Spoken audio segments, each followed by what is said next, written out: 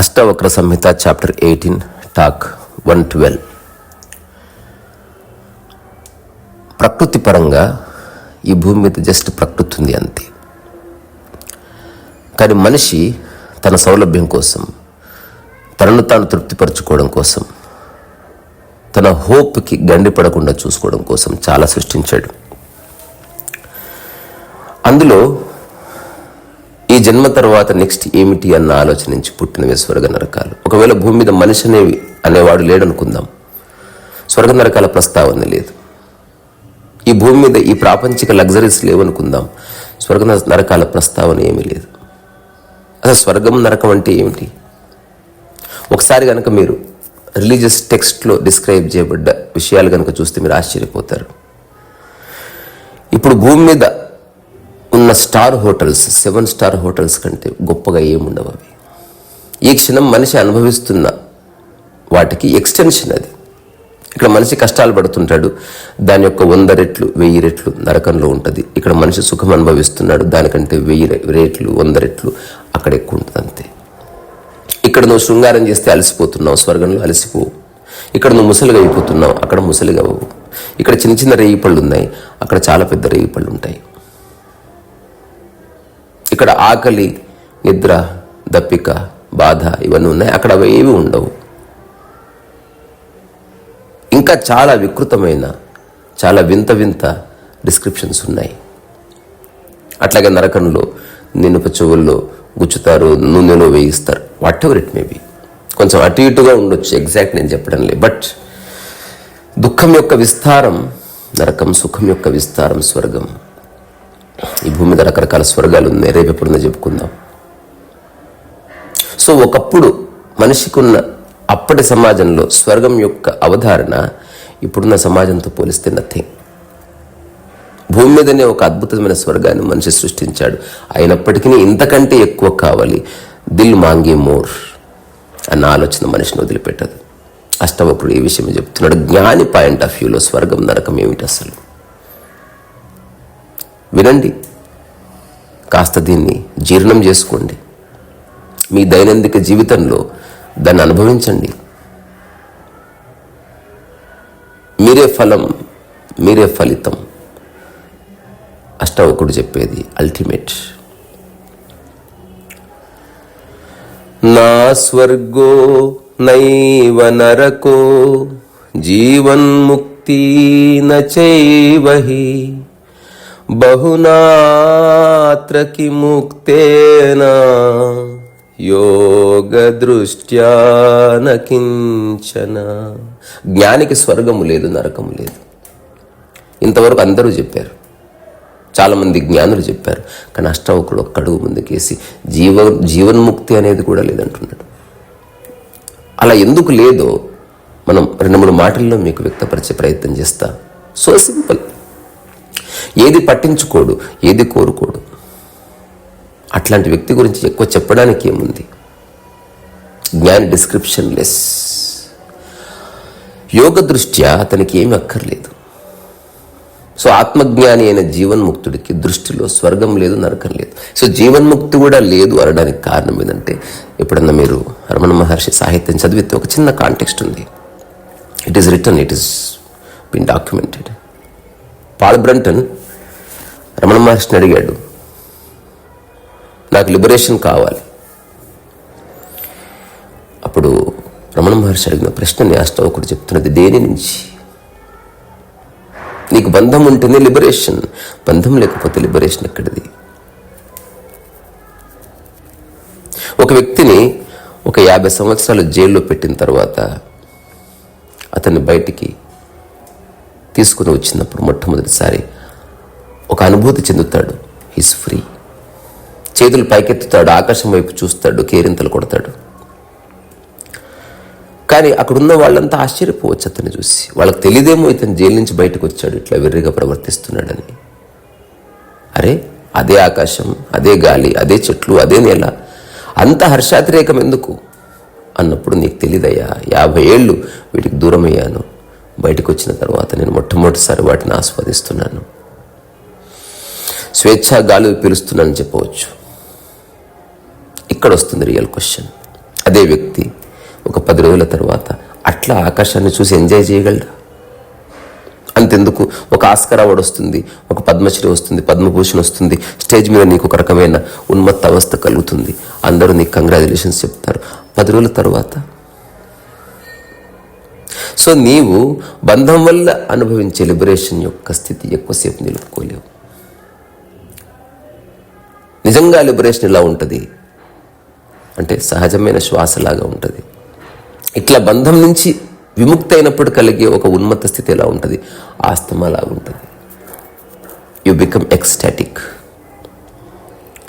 ఈ భూమి మీద ఎందరెందరో ఈ సంసార బంధాల్లో ఇరుకుపోయి హఠాత్తుగా జ్ఞానం లేదా అసలు పట్టుకోవాల్సింది ఏది లేదని అర్థమైనప్పుడు ఒక్కొక్క జ్ఞాని ఒక్కొక్క విధంగా ప్రవర్తించాడు. కొందరు మౌనమైపోయారు, కొందరు స్థాణు అయిపోయారు, కొందరు బట్టలు చింపుకొని పరిగెత్తారు, కొందరు ఆనంద నృత్యం చేశారు, కొందరు పాటలు పాడారు, కొందరు పక్క వాళ్ళని కొట్టారు.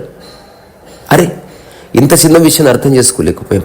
సడన్గా ఒక ఉన్మత్తత వచ్చింది. సో జ్ఞానం అంటే ఇదే, వర్తమానంలో స్థితమవడం. తద్వారా స్వర్గం నరకం ఎట్లాగూ పడిపోయాయి. సో బంధం కూడా లేదు కాబట్టి జీవన్ముక్తి కోసం తాపత్రయం అక్కర్లేదు. నిజంగా బంధంలో ఉన్నవాడు ఆ బంధాలన్నీ పోయిన అనుభూతి మనసులో కలిగినప్పుడు ఒక క్షణం పాటు జీవన్ముక్తి అనుభవాన్ని పొందుతాడు. అందులో ఏ సందేహం లేదు. నేను నా అనుభవంగా కూడా చెప్తున్నాను. అటువంటి ఒక చిన్న హర్షాతిరేకం కలుగుతుంది. సడన్లీ ఒక ట్రెమెండస్ హ్యాపీనెస్ నేను చుట్టుముట్టేస్తుంది. అది ఎప్పటి నుంచో ఉన్నదే, కానీ సడన్లీ పరిగెత్తుకొని నీళ్ళలో దుంకినప్పుడు నీకు కలిగే సంవేదన ఉంది. నీళ్ళలోనే 10 hours ఉన్నావు అనుకో, ఏ సంవేదన ఉండదు. నీళ్ళలోనే తిమింగలం కొన్ని 100 సంవత్సరాల నుంచి ఉంది, ఏ సంవేదన ఉండదు. సో అర్థం చేసుకోవాల్సిన విషయం అది. సో అష్టావకుడు చెప్తున్న సూత్రాలు సహజ జీవనానికి ప్రమాణాలు. సో జ్ఞానికి స్వర్గం లేదు, నరకం లేదు. న స్వర్గో నైవ నరకో జీవన్ముక్తి నచైవహి. జీవన్ముక్తి అన్న అవగాహన అది కూడా లేదు. ఎందుకు? నీకు బంధం ఉంటేనే ముక్తి ఉంది, బంధం ఉంటేనే మోక్షం ఉంది. నిన్నెవరినో తాళ్లతో కట్టేస్తేనే వదిలించుకొని స్వేచ్ఛ పొందాలని అనిపిస్తుంది. నువ్వు రూమ్లో హాయిగా ఉన్నప్పుడు నిన్ను బంధించేది ఏది? ఆలోచన కదూ. సో అష్టావకుడు అదే చెప్తున్నాడు, నిన్ను బంధించేది ఏమిటి అసలు? మన మనస్సు మనకి చాలా కల్పనలు క్రియేట్ చేస్తుంది. స్వర్గ నరకాలు కూడా గొప్ప కల్పనలు అంతే. మోక్షం కూడా కల్పన కాకూడదు. మోక్షం నీ సహజ స్థితి. మోక్షం అంటే మనసులో ఏ బంధము లేదని, నిన్ను బాధ పెట్టే ఏ ఆలోచన లేని స్థితే మోక్షం. మహాశూన్యం అంటే అదే. ఇవేమి గొప్ప గొప్ప పదాలు కావు, అత్యంత సహజమైనవి. ప్రతి పిల్లి మహాశూన్యాన్ని అనుభవిస్తుంది. ఎలుక కోసం పరిగెత్తింది, ఆకలి తీరింది, మళ్ళీ నెక్స్ట్ ఆకలి అయ్యే వరకు పిల్లి మనసులో శూన్యమే ఉంటుంది. తను సాధించే లక్ష్యము కానీ, కోల్పోయే ఆలోచన కానీ, బాధ పెట్టేది కానీ, బంధువుల గురించి ఆలోచించేది కానీ, సాధించేది కానీ, ఉద్యమం కానీ, ఆధ్యాత్మికత కానీ, దేని మీద ఒక దాని మీద ధ్యాస కానీ ఏమీ ఉండదు. It is just there, so pleasant. ఒక యోగి ఎలా ఉంటాడు, ఒక పిల్లి ఎలా ఉంటుంది. మీరు ఎప్పుడు పద్ధతిని, సాధనని చూడకండి. అది విక్షిప్త స్థితి. అనుభవించే స్థితి వర్తమానంలో ఉంది. యోగి స్థితి ఈ ప్రకృతి స్థితి. సో మనకు మనసు కల్పించే రకరకాల కల్పనల్లో నేను ఒక అనాలజీ చెప్తున్నాను. ఒక వ్యక్తి 50వ అంతస్తులో ఉన్నాడు. అతను లిఫ్ట్ మీద నుంచి కిందికి వస్తున్నాడు. ఎవరిని అడిగితే ఎక్కడికి పోతున్నాడు అంటే కిందికి పోతున్నా అంటాడు.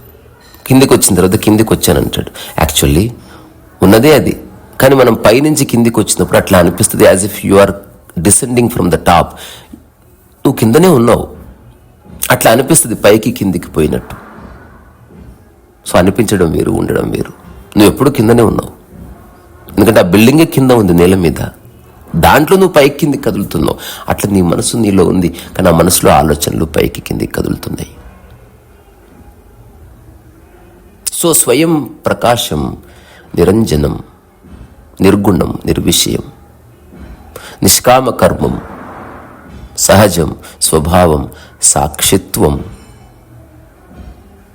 సమత్వం, సమభావం, సమశ్రద్ధ, సహజమైన ఎరుక, సహజ చైతన్యం, సహజ ప్రశాంతత, సహజ నిరంతరత, అఖండత, ఆత్మజ్ఞాన. ఇది నేను చెప్తున్న సూత్రం. ఉన్నదంతా ఉన్నది, దానికి భిన్నంగా పోయింది నీవు, దానికి అన్యమైంది నీవు, తద్వారా బాధపడుతుంది నీవు. తిరిగి అఖండంలో కలుసుకుంటే సరిపోతుంది. నిన్న ఎవరో ఇంటర్వ్యూలో అడిగారు, అసలు పీస్ అంటే ఏమిటి అంటే ఎప్పటికీ చెక్కు చెదరనిది అంతే. పీస్ఫుల్గా పడుకున్నానంటే చెదరలేదని, చెదరనివ్వకు.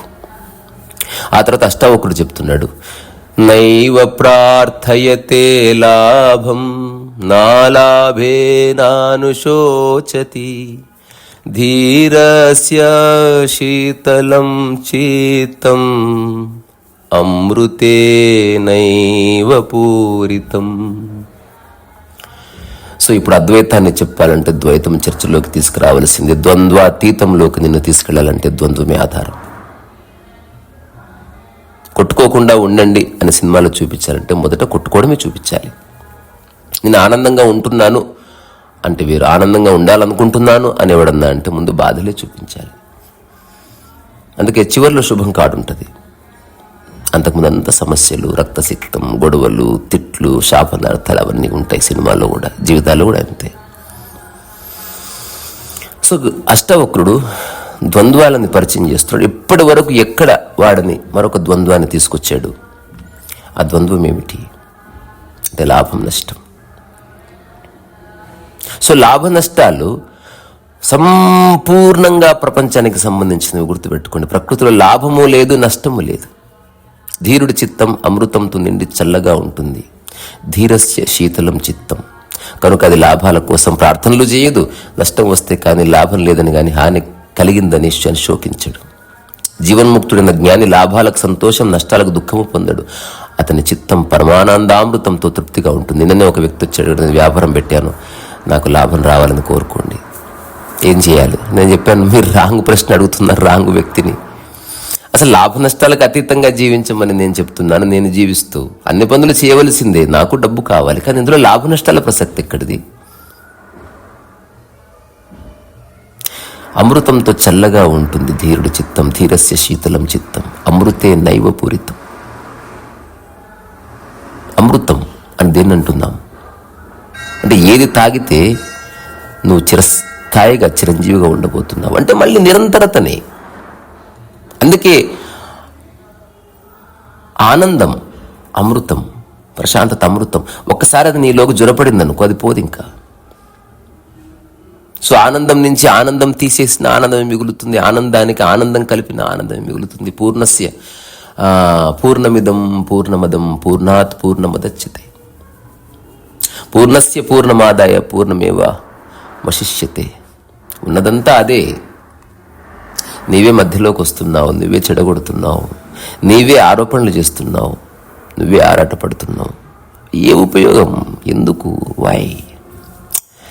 ఎవరిని పట్టించుకోకుండా ఉండండి. వేరే దేశంలో ఉన్నట్టు మీ ఇంట్లో ఉండండి.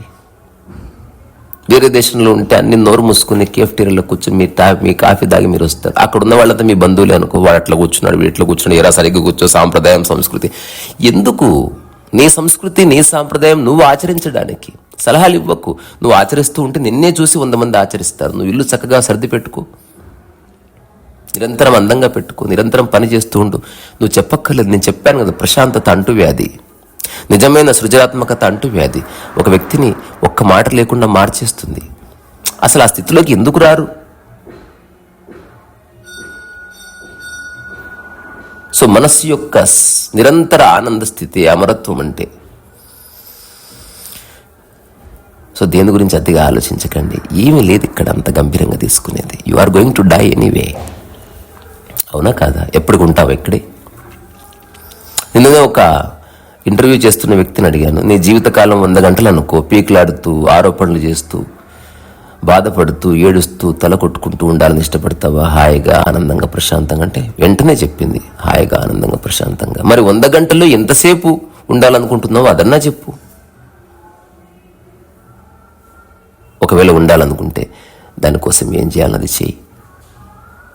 చిన్న ప్రయత్నం, కల్పించుకోవడం మానే. Don't interfere. What's ever happens happens. అసలు నువ్వు వేరే వ్యక్తి గురించి ఆలోచించడం మానుకో. తద్వారా నీవు ఉన్నావు, అక్కడి నుంచి దాన్ని సరి చేసుకో. నీకు అడ్డొస్తున్న విషయాల్ని జరుపుకో. Everything will be all right. సాధన అంతవరకే. నిరంతరం సాధన చేస్తూ పోకు. ఒక బుల్డోజర్తో లేకపోతే రకరకాల టూల్స్తో ఒక ఇల్లు కడుతున్నారనుకోండి, ఇల్లు కట్టడం పూర్తవగానే అవన్నీ పక్కకు జరుగుతాయి. అట్లా సాధన కూడా పక్కకు జరగవలసిందే, టూల్స్ పక్కకు జరగవలసింది, ఇల్లు ఉండిపోతుంది. అటని ప్రశాంతత ఉండిపోవాలి. నేను రాసుకున్న చిన్న పోయం. వచ్చేది రాని పోయేది పోని, మనసు పాడని కీరవాణి. వచ్చేది రాని పోయేది పోని, మనసు పాడని కీరవాణి. నిశ్చలవాణి ఆనంద ప్రాణి, నీవే సహజ కోదండపాణి. నేనన్న భావనట్లా పడిపోని, పరమశూన్యమై నిలబడిపోని, కారణమైనవన్నీ ఆవిరైపోని, మిగిలేది అకారణ అనామకతని. శూన్య చిత్తం నిజ విజయజమాని సొంతం, ఆశాంతం శాంతం, శాంతం నీ ప్రాంతం. అడవిలో పూచిన విష్ణుక్రాంతం, ఆహా సహజ జీవన గీతం. సహజ జీవన గీతం. నువ్వు అడవిలో పూచిన విష్ణుక్రాంతం, శాంతమే నీ ప్రాంతం, ఆశాంతం శాంతం, నీవే యజమానివి, ఆనందం శూన్య చిత్తం నీ సొంతం. దీన్ని పాటగా పాడుకుందాం. వచ్చేది రాని పోయేది పోని, మనసు పాడని కీరవాణి. నిశ్చలవాణి ఆనంద ప్రాణి, నీవే సహజ కోదండపాణి. నేనన్న భావన అలా పడిపోని, పరమశూన్యమై నిలబడిపోని, కారణమైనవన్నీ ఆవిరైపోని, మిగిలేది అకారణ నామకతని.